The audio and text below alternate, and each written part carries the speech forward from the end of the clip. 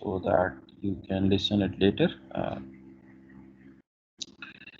Okay जी, तो हमारी discussion course outline, course learning objectives के बारे में भी हो गई और हमने थोड़ा सा लेक्चर के टाइम स्टार्ट होने तक रिवाइज भी कर लिया कि अब तक हम इस कोर्स में क्या क्या पढ़ चुके हैं। और जो नया नोटिफिकेशन था यूईटी लाहौर का, जिसमें ये नया स्केड्यूल आपका आया है एज पर गवर्नमेंट इंस्ट्रक्शंस, उसको भी हमने देख लिया। तो अभी हम आज की जो लेक्चर है उसकी तरफ बढ़ते हैं। आपको बुक विजिबल हो रही है अब स्टूडेंट्स, या अभी तक वही नोटिफिकेशन ही या कोर्स आउटलाइन विजिबल है?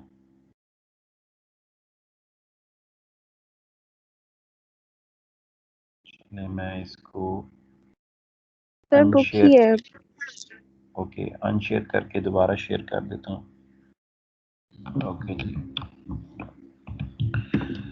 बिस्मिल्लाहिर्रहमानिर्रहीम। आज का हमारा जो टॉपिक है वो है फ्रॉम चैप्टर 6, जो कि फ्रैंकबॉट यानी कि आपकी टेक्स्ट बुक है जो कि अपलोडेड है आपके कोर्स फोल्डर में। उसमें से हम कवर करेंगे। इससे सिमिलर टॉपिक्स हम 2 वीक्स अर्लियर कोर्स आउटलाइन के हिसाब से सारा बेस के चैप्टर 4 से भी कवर कर चुके हैं। और उसके बाद हमने फिर कंप्यूटर कॉन्ट्रैक्ट्स पढ़े थे चैप्टर 5 से, और आज हम कंटिन्यू करेंगे इसको चैप्टर 6 के अंदर। तो इंटेलेक्चुअल प्रॉपर्टी राइट्स जो है वो क्या होते हैं, आपको कुछ ना कुछ आइडिया है सारा बेस के चैप्टर 4 से। are often the most valuable assets owned, used and developed by a software house. आपकी याद हो, आपने देखा था कि ये जो है एक काफ़ी बड़ा एसेट होता है, और आपने सारा बेस से ये भी देखा था कि जो बड़ी कंपनीज होती हैं, लार्ज एंटरप्राइजेज होती हैं, वो एज अ वेपन यूज़ करती हैं जो आपके कॉपीराइट्स और इंटेलेक्चुअल प्रॉपर्टी राइट्स होते हैं, और वो पेटेंट्स को परचेज करके अपने पास रखती हैं ताकि अगर उन्हें कोई if some other company sue them on the basis of intellectual property rights, so they can sue them back. और उसमें हमने गूगल की, माइक्रोसॉफ्ट की एग्जांपल्स भी और केस स्टडीज भी देखी थी फ्रॉम चैप्टर 4 सारा बेस, और उससे कंप्यूटर एथिक्स के पर्सपेक्टिव में भी हमने अच्छी खासी उसके अंदर डिस्कशन की थी। लेकिन यहाँ पर हमारा जो फोकस है फ्रैंक बॉट की बुक में, वो एथिक्स नहीं बल्कि our focus is on computer contracts या प्रोजेक्ट चार्टर। अगर आपने कोर्स आउटलाइन देखी थी अभी कुछ देर पहले या खुद भी पढ़ी होगी, तो आपने ब्रैकेट में लफ्ज़ देखा होगा प्रोजेक्ट चार्टर, या जो कॉन्ट्रैक्ट होता है between client and the software house, या between an organisation and the customer. जो प्रोजेक्ट चार्टर लिखा जाता है या जो कॉन्ट्रैक्ट लिखा जाता है वो हमारा फोकस होगा। जबकि सारा बेस में जो हमने टॉपिक्स पढ़े थे उसमें हमारा फोकस था कंप्यूटर एथिक्स, और हमने जितने भी टॉपिक्स थे या उस किताब में जो दिए हुए थे उसमें एग्जाम्पल्स भी इथिकल गाइडलाइंस के हिसाब से थी, तो हमने वहाँ पे मेजर फोकस था एथिक्स। आज इन्हीं टॉपिक्स को हम फोकस के साथ पढ़ेंगे with respect to the project charter और कॉन्ट्रैक्ट। तो ये बात तो डेफिनेशन तो इसकी सेम हो गई पिछले चैप्टर के साथ, कि जो आपके इंटेलेक्चुअल प्रॉपर्टी राइट्स होते हैं वो यूजुअली ऑन होते हैं, डेफिनेटली ऑन किए जाते हैं, और बड़े वैल्यूएबल एसेट्स होते हैं फॉर अ सॉफ्टवेयर हाउस।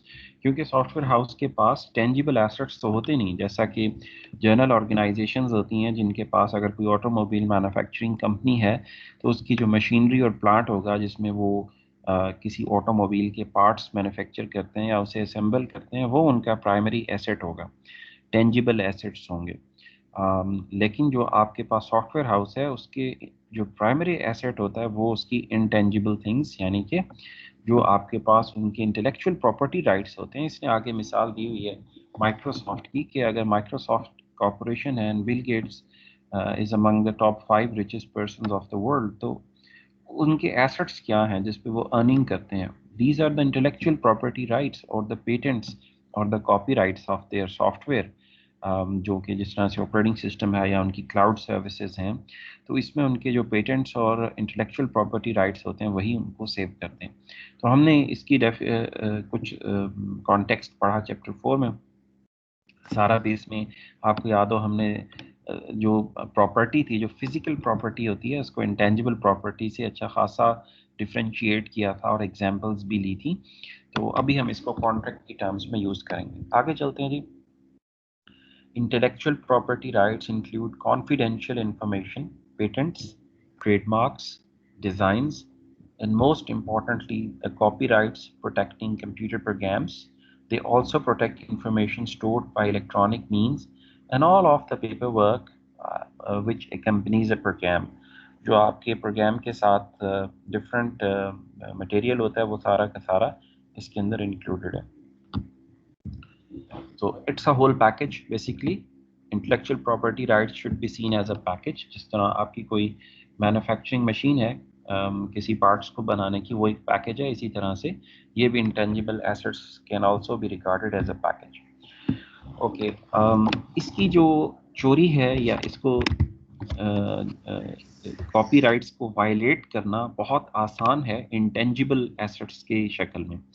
अगर आप फिजिकल किसी की कोई बड़ी सी मशीनरी चुरा के ले जाएं तो उसके चांसेस कम होंगे बनिस्बत किसी ऑपरेटिंग सिस्टम की की को हैक करने में या उसको जो है पैच करने में. पैच जो आप कर लेते हैं विंडोज़ में, वो जो विंडोज़ है, कोई वीडियो गेम है ई स्पोर्ट्स की या कोई भी दूसरी चीज़ है, उसको पैच करना बहुत आसान होगा बनिस्बत किसी की प्लॉट या मकान पे जाके फिजिकली कब्जा कर लेना या किसी की कोई मशीनरी को चोरी करना. तो ये काफ़ी आसान है और जिससे जो प्रोड्यूसर होता है, ओरिजिनल प्रोड्यूसर होता है कंटेंट का, उसको काफ़ी नुकसान होता है फाइनेंशियल. और हमने आपको याद होगा सारा बेस में ये भी देखा था इथिकल डायमेंशंस में कि अगर कॉपीराइट हो ही ना, everything should be for everybody. जैसे इंटेंजिबल एसेट्स है, म्यूजिक है या मूवीज़ हैं या सॉफ्टवेयर है, अगर इस पे कोई प्राइस ना रखें तो लोगों का इंटरेस्ट ख़त्म हो जाएगा. जब उसमें फाइनेंशियल बेनिफिट इन्वॉल्व नहीं होगा तो आपको क्वालिटी प्रोडक्ट्स नहीं मिलेंगे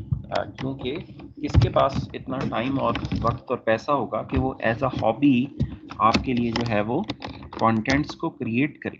ठीक है, तो फिर आपको क्वालिटी वर्क मिलना जो है वो बंद हो जाएगा. तो इसी वजह से हमने देखा था दिस इज़ अ नेसेसिटी, और इसी वजह से आपको बड़े बड़े जो जाइंट्स हैं, म्यूज़िक इंडस्ट्री हो, फिल्म इंडस्ट्री हो या सॉफ्टवेयर इंडस्ट्री हो, उसमें आपको बड़ी बड़ी ऑर्गेनाइजेशंस नज़र आती हैं जो कि कई तो काफ़ी पुरानी हैं, जो 100 साल से ऊपर से. पेंटिंग देख लीजिए, इसमें आपको हज़ारों साल से जो है वो आर्टिस्ट जो हैं वो आ रहे हैं और जनरेशन टू जनरेशन उनका काम पास ऑन हो रहा है क्योंकि उसमें फिजिकल बेनिफिट इन्वॉल्व है, इसलिए उसके अंदर एक इंडस्ट्री है और बहुत से लोग उसमें काम करते हैं. तो जो आपके पास इंटेंजिबल एसेट्स होते हैं, इंटेलेक्चुअल प्रॉपर्टी राइट्स होती हैं, इनकी चोरी बहुत आसान है बनिस्बत टेंजिबल एसेट्स की. तो इसको कैसे रोका जा सकता है? अब हम ज़रा कॉन्टेक्स्ट की तरफ जो है वो अपने टॉपिक को लेके चलेंगे.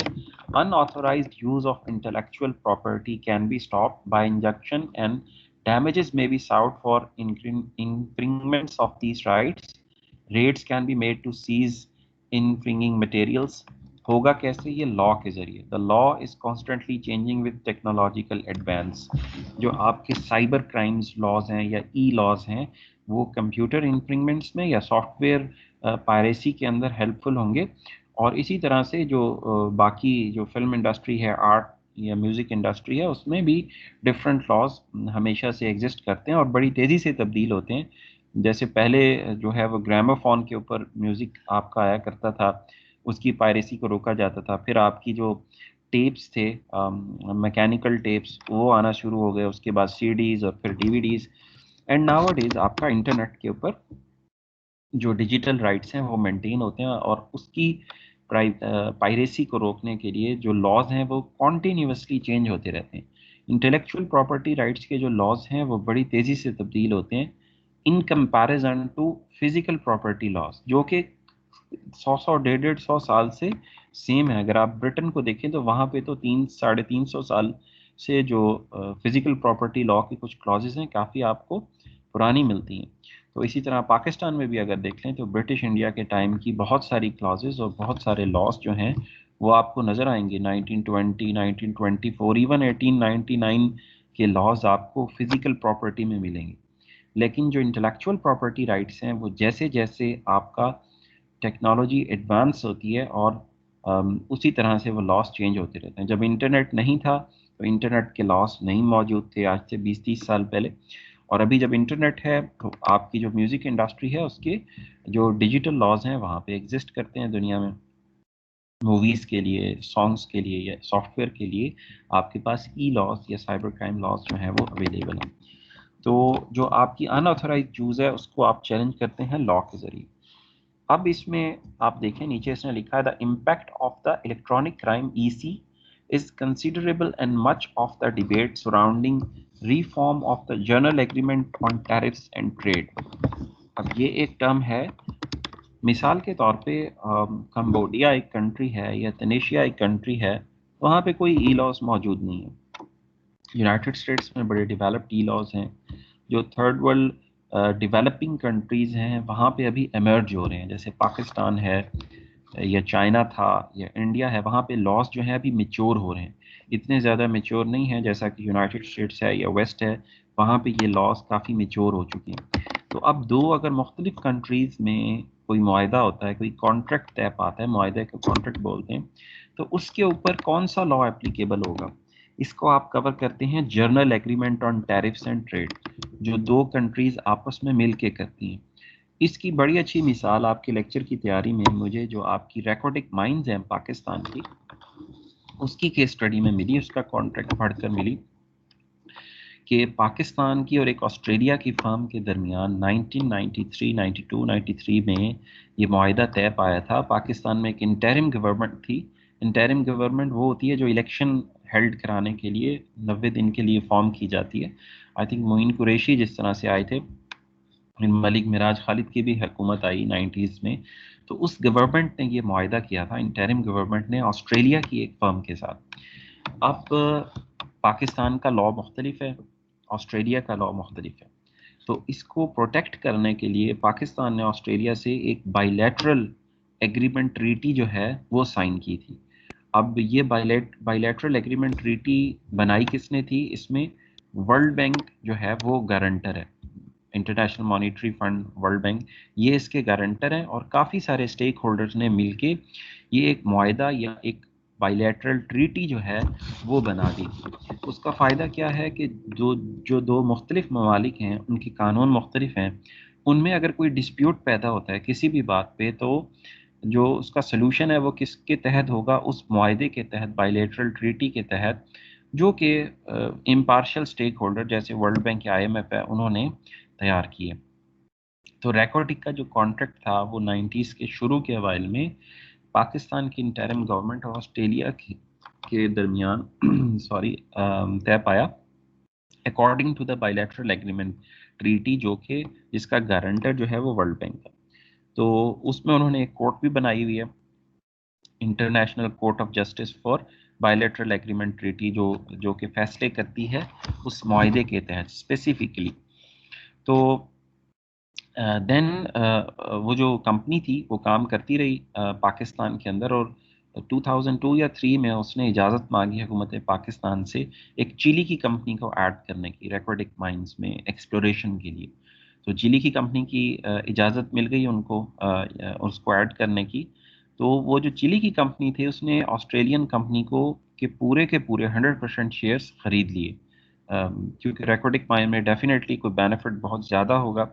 और उन्होंने अपनी जो है वो रिपोर्ट पेश की पाकिस्तानी हुकूमत को 2007-8 के करीब कि जी इतना इसमें गोल्ड एंड कॉपर जो है वो एक्सपेक्टेड है, और उनको परमिशन दी जाए। और मुआहिदा ये हुआ था कि 75% प्रॉफिट ले जाएगी वो ऑस्ट्रेलियन कंपनी, और 25% गवर्नमेंट ऑफ बलूचिस्तान को जो है वो पे किया जाएगा।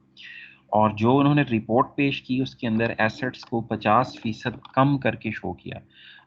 ये इंडिपेंडेंट ऑब्जर्वर्स की रिपोर्ट है कि उन्होंने उसके अंदर थोड़ा सा जो है बेईमानी से काम लिया और उसको कम शो किया, लेकिन इवेंचुअली वो चीज़ डिस्कवर हो गई और गवर्नमेंट ऑफ पाकिस्तान ने डिनाई कर दिया उनको ये कॉन्ट्रैक्ट देने से। फिर वो हाई कोर्ट चले गए, हाई कोर्ट ने भी अपहेल्ड कर दिया फैसला हुकूमत पाकिस्तान का।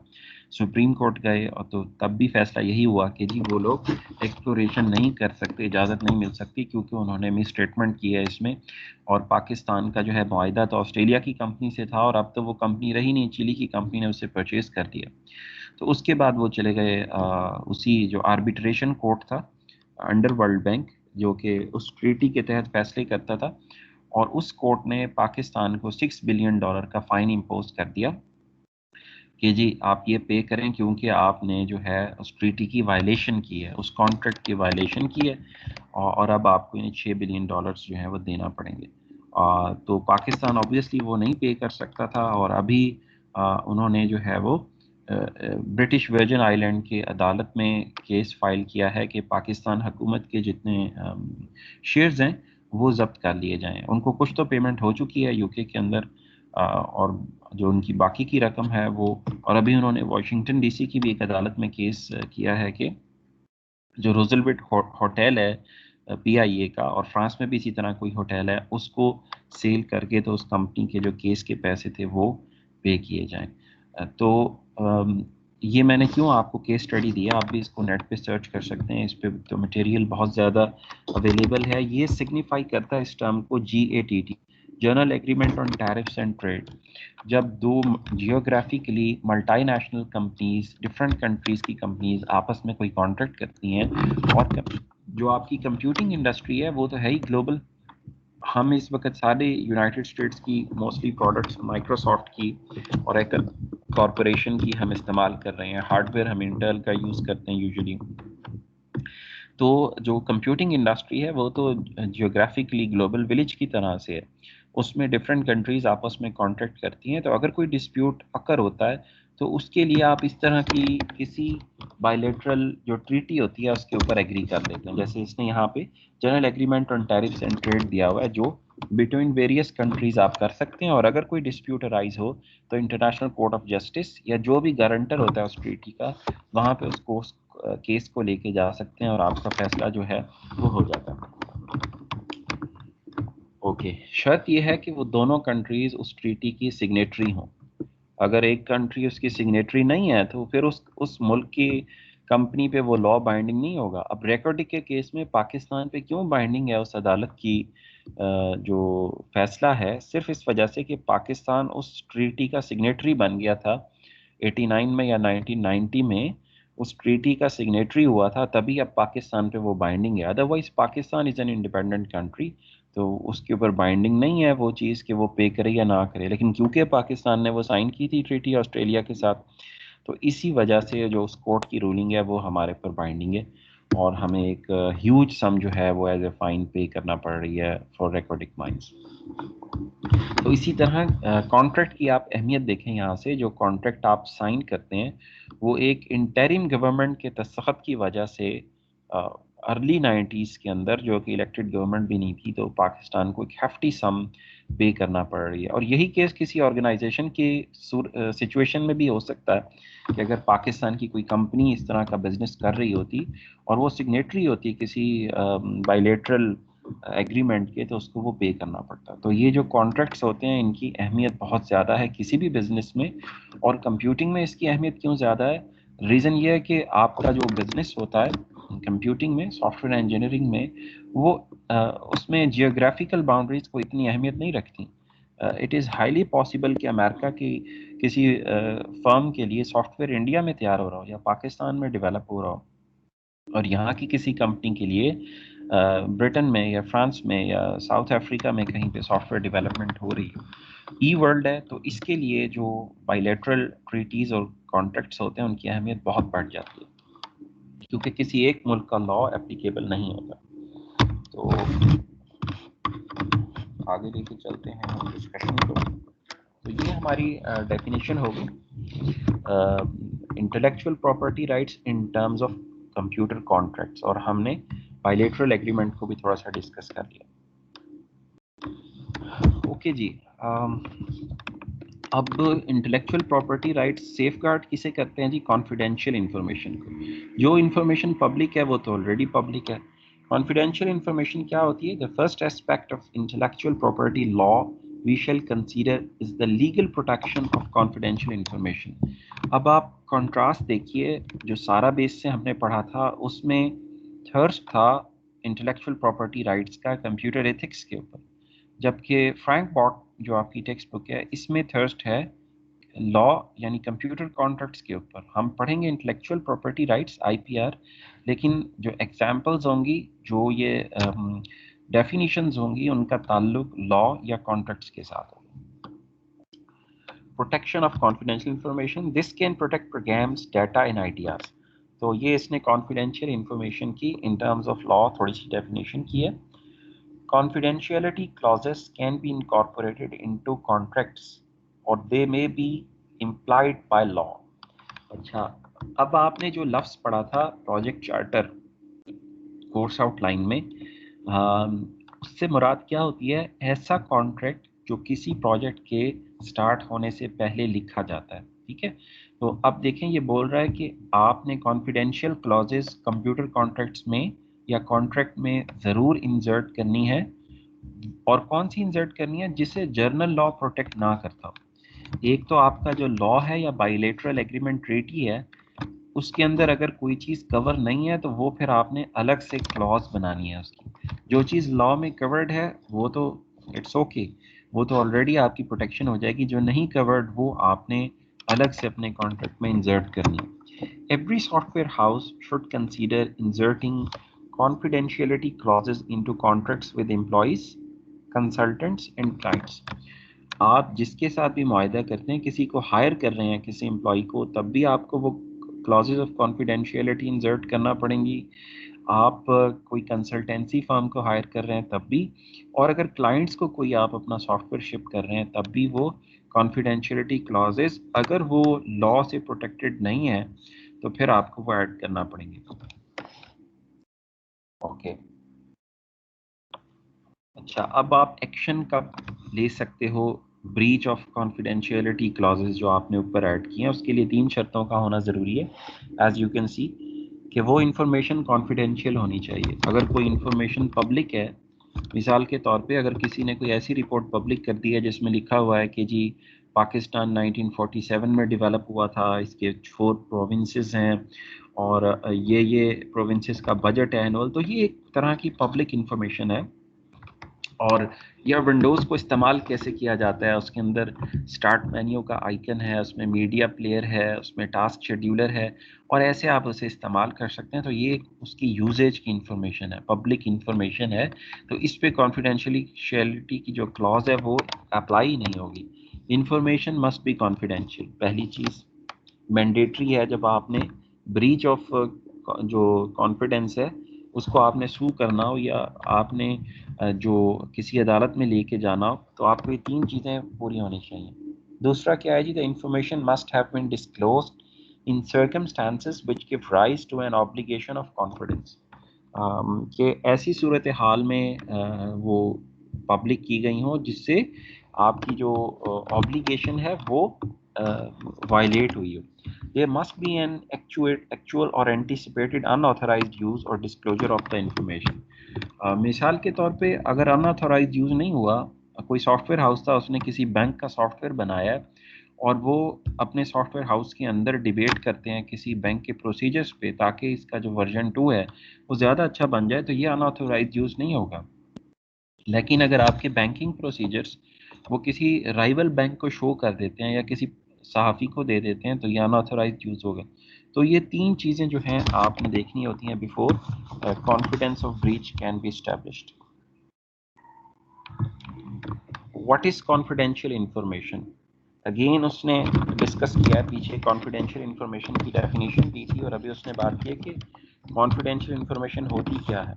Information will be protected only if it is confidential. Non confidential information, जैसे मैंने अभी एग्जांपल दी, जनरल जो बातें हैं कि विंडोज़ का इस्तेमाल किस तरह से करना है, ये कोई कॉन्फिडेंशियल क्लॉज के अंदर प्रोटेक्ट नहीं होता। Confidential information was defined in a wide and general way by Lord Green in the case of Stallman and engineering। ये एक केस के अंदर जो है वो जो जज था उसके केस में जो नोट्स लिखे हुए हैं उसके अंदर वो डिफाइन हुई है और वो उसकी डेफिनेशन क्या है? This is an information which is not public property and public knowledge. Confidential सिर्फ वो चीज़ होगी जो आम आवाम की ना तो वो प्रॉपर्टी हो और ना ही उनके नॉलेज के अंदर हो। अगर ये 2 बातें नहीं है तब आप उसे कॉन्फिडेंशियल क्लेम कर सकते हैं, अदरवाइज नहीं।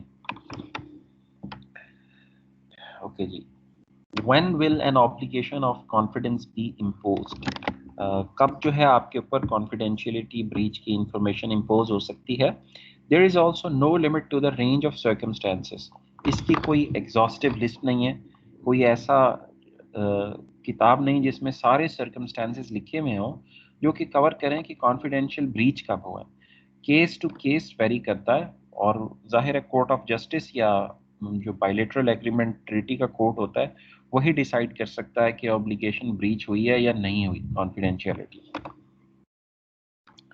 हाउएवर इसको जर्नली जो है it is a question of fact to be decided in each case, but useful guidelines for commercial situations were given by Mr. Justice McCarthy in Coco versus Clark case। ठीक है, उसमें ये जो है वो डिफाइन किया हुआ है बेसिकली, लेकिन स्टिल आप कोई भी केस उठा सकते हैं कॉन्फिडेंशियलिटी का और उसको आप स्टडी कर सकते हैं, लेकिन ये कोई एग्जॉस्टिव आप टर्म्स या क्लॉजेज नहीं दे सकते। ये डिपेंड करता है कि party A is negatively affected by party बीज ब्रीच। कि जैसे मैंने मिसाल दी कि एक सॉफ्टवेयर हाउस ने एक बैंकिंग प्रोसीजर्स अखबार के सहाफ़ी को बता दिए, या एक बैंकिंग कोर्ट ने जो सॉफ्टवेयर हाउस है उसने जो बैंक के प्रोसीजर्स थे वो राइवल बैंक को दे दिए। तो अब तो आप ये कह सकते हैं कि वो नेगेटिवली अफेक्ट हुई है, लेकिन इसका कोई जर्नल ऐसा रूल नहीं है जिसमें जो है वो आप एग्जॉस्टिव लिस्ट दे के ये बता सकें कि ऐसा हुआ है कि नहीं हुआ। आगे चलते हैं।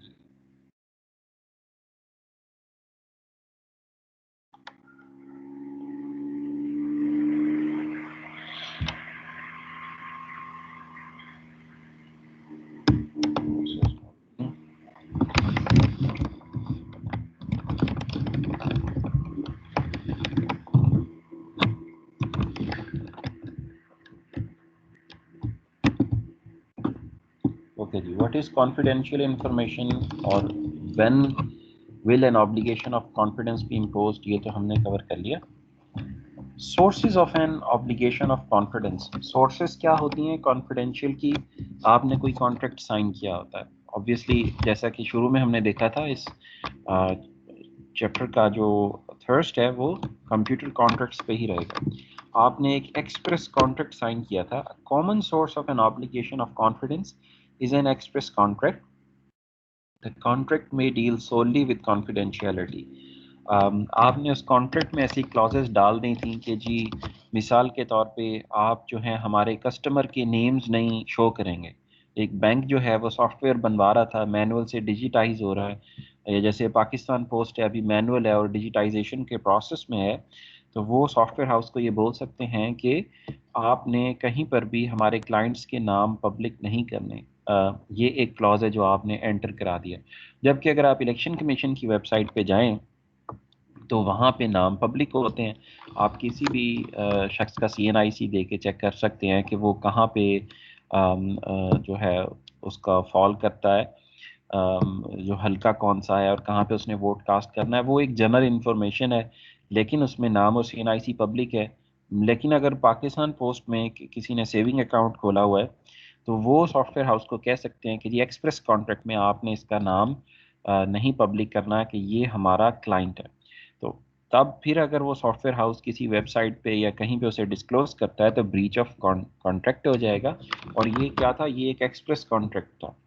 तो source of obligation of confidence की एक जो टर्म है वो है आपके पास express contract. Okay, another useful device for protecting confidential information is what can be described as a black box agreement। Black box agreement क्या होता है कि आपको कोई इदारा ये कह सकता है कि आप ये चीज़ इस्तेमाल तो कर सकते हैं लेकिन इसको रिवर्स इंजीनियर नहीं कर सकते, इसे आप ओपन नहीं कर सकते, इसकी लोकेशन आप नहीं तब्दील कर सकते। मिसाल के तौर पे पाकिस्तान को जो F-16 लॉकहीड मार्टिन ने सेल किए थे तो उसके कॉन्ट्रैक्ट में लिखा हुआ है कि आप इसे रिवर्स इंजीनियर नहीं कर सकते हैं। ठीक है, तो किसी तीसरी कंट्री को बेच नहीं सकते। फॉर एग्जांपल टर्की को लॉकहीड मार्टिन कंपनी ने F-16 सेल आउट किए थे, तो जब टर्की के अंदर पायलट्स ट्रेनी पायलट्स की कमी हो गई, अभी जो उनकी कोई कू वगैरह हुई थी कुछ साल पहले, तो उन्हें ट्रेनिंग पायलट्स की ज़रूरत थी। लेकिन बाहर से पायलट्स मंगाने के लिए उन्हें अमेरिका से एक्सप्लिसिट परमिशन की ज़रूरत थी, और उन्होंने लॉकहीड मार्टिन को लिखा कि अमेरिका जो है वो पेंटागन परमिशन दे कि पाकिस्तान से जो है वो ट्रेनी पायलट मंगा के तो जो टर्की के रिक्रूट्स हैं उनको ट्रेनिंग दी जा सके। और अमेरिका ने डिक्लाइन कर दी ये ऑफ़र, और उन्होंने कहा कि कतर से या किंगडम ऑफ सऊदी अरेबिया से आप जो है वो पायलट मंगा सकते हैं। ऐसी ज़रूरत क्यों पेश आई कि उनके साथ जो ब्लैक बॉक्स कॉन्ट्रैक्ट हुआ था उसके तहत एक तो रिवर्स इंजीनियर नहीं हो सकते थे, और दूसरी चीज़ उसका जो इस्तेमाल करने वाले हैं वो सिर्फ टर्किश सिटीजन हो सकते थे। अगर बाहर से किसी को भी टर्की ने जो है वो आउटसोर्स करना है यूज़र को, तो उसकी परमिशन लेना पड़ेगी ओरिजिनेटर से, यानी यूनाइटेड स्टेट्स से। इसी तरह से पाकिस्तान के F-16 जो हैं वो रीहॉल करने के लिए 90s में पाकिस्तान ने कहा कि टर्की से करा लें, क्योंकि अमेरिका से प्रेस्लर अमेंडमेंट चल रही थी तो उसकी परमिशन नहीं मिली, क्योंकि टर्की के अंदर रीहॉल फैसिलिटी है, is a member, NATO member है, लेकिन पाकिस्तान को परमिशन नहीं मिली वहाँ से रीहॉल कराने की, क्योंकि ये भी उस ब्लैक बॉक्स कॉन्ट्रैक्ट के अंदर लिखा हुआ था। यहाँ पे इसने एक टेलीफोन की मिसाल दी है केस में, कि उन्होंने जो है वो एक Paul printing machinery limited versus southern instruments कि एक टेलीफोन जो है वो और आंसरिंग मशीन जो है वो प्रोवाइड की थी एक पार्टी ने दूसरी पार्टी को, लेकिन कॉन्ट्रैक्ट में ये लिखा था कि आप इस टेलीफोन को खोल के इसके अंदर की मैकेनिक्स और इंजीनियरिंग नॉलेज नहीं देख सकते। दूसरा, इसको आप शिफ्ट नहीं कर सकते। 1965 का केस है, और पार्टी बी ने जो है वो टेलीफोन को खोला, लेकिन पार्टी ए अदालत में चली गई और पार्टी बी को रिस्ट्रिक्ट किया कि इसकी जो इंजीनियरिंग डिटेल्स हैं, जो मैकेनिक्स हैं, वो आपने पब्लिक नहीं करने। तो ऐसे कॉन्ट्रैक्ट्स को आप ब्लैक बॉक्स एग्रीमेंट कह सकते हैं। सो सोर्सेस क्या थे जी? एक्सप्रेस कॉन्ट्रैक्ट और ब्लैक बॉक्स एग्रीमेंट। ओके, दूसरी एक तो एक्सप्रेस कॉन्ट्रैक्ट हो गया, और कुछ जो कॉन्ट्रेक्चुअल ऑब्लिगेशंस होती हैं वो इम्प्लाइड होती हैं, स्पेसिफिकली नहीं लिखी होती, लेकिन जो कॉन्ट्रैक्ट की टर्म्स होती हैं या जो गवर्निंग लॉ होता है उससे इम्प्लाई हो रही होती हैं। एन ऑब्लिगेशन ऑफ कॉन्फिडेंस में also be implied into a contract. An implied term can provide the entire obligation of confidence, or it may supplement an express term. जो आपके जो सप्लीमेंट्स होते हैं, जो अपेंडिसेस होते हैं, वो भी इसे शो कर सकते हैं, और आपका जो लॉ होता है या जो कॉन्ट्रैक्ट होता है उससे कुछ चीज़ें आपकी जनरली अंडरस्टूड होती हैं। मिसाल के तौर पे वही मिसाल ले लेते हैं कि पाकिस्तान पोस्ट ने सॉफ्टवेयर हाउस को एक्सप्रेस कॉन्ट्रैक्ट में लिखा कि आप हमारे क्लाइंट्स की इंफॉर्मेशन पब्लिक नहीं करेंगे। तो इसमें ये बात भी ऑटोमेटिकली आ गई कि total number of clients with Pakistan post is 10,000। आप ये भी पब्लिक नहीं कर सकते, ऑल्दो ये नहीं लिखा हुआ था कि आपने नंबर नहीं शो करने, लेकिन जो टर्म लिखी हुई थी कि information of our clients will not be made public, इससे ऑटोमेटिकली वो इम्प्लाई हो गया कि आप कोई भी चीज़ 10,000, 15,000 या 1970 में इतने थे, 80 में इतने थे, ये किसी भी तरह की इंफॉर्मेशन आप लीक करेंगे तो आपके ऊपर इम्प्लाई हो जाएगी। तो ये इम्प्लाइड कॉन्ट्रेक्चुअल ऑब्लिगेशन जो है इसमें कवर हो जाती है। तो ये था हमारा आज का जो लेक्चर, जिसमें हमने जो इंटेलेक्चुअल प्रॉपर्टी राइट्स की definition with respect to contracts हमने कवर की। फिर हमने देखा कॉन्फिडेंशियल क्या है और क्या पब्लिक इंफॉर्मेशन है विद रिस्पेक्ट टू कॉन्ट्रैक्ट्स, और कॉन्फिडेंशियलिटी इम्पोज आप कैसे कर सकते हैं, तीन उसकी कंडीशंस कौन सी होती हैं जब आप ब्रीच क्लेम कर सकते हैं, और जो कॉन्फिडेंशियलिटी है वो इम्पोज कैसे होती है, या तो एक्सप्रेस कॉन्ट्रैक्ट से और या फिर इम्प्लाइड कॉन्ट्रैक्ट से। तो हम यहीं से डिस्कशन जो है मंडे की जो हमारी क्लास है, बाकी का जो हाफ चैप्टर है हम इसको कवर करेंगे। तो अभी मैं इसको अनशेयर करता हूँ और आपकी अटेंडेंस जो है वो डाउनलोड कर लेता हूँ।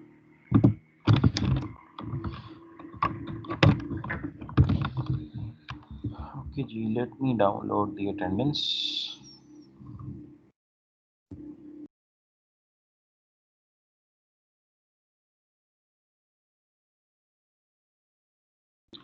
ओके जी, अटेंडेंस मैंने आपकी डाउनलोड कर ली है। तो अभी अगर आपका कोई क्वेश्चन है तो आप पूछ सकते हैं, नहीं तो इंशाल्लाह हम जो नेक्स्ट मंडे है उसको आपको वो लेक्चर मिल जाएगा रिकॉर्डेड, और ट्यूसडे को फिर उसका इंटरेक्टिव सेशन होगा। तो उसमें हम इसके क्वेश्चन आंसर मज़ीद भी कर सकते हैं। आप इस बुक को पढ़ लीजिएगा। होपफुली आपने चैप्टर 5 विंटर वेकेशंस पे पढ़ लिया होगा, जो हमने लास्ट 21 दिसंबर को किया था। अभी चैप्टर 6 से हमने 2-3 टॉपिक्स ही कवर किए हैं, और इंशाल्लाह हम नेक्स्ट वीक इसको यहीं से लेकर चलेंगे। So if you have no question तो फिर विश यू गुड लक। वालेकुम सर।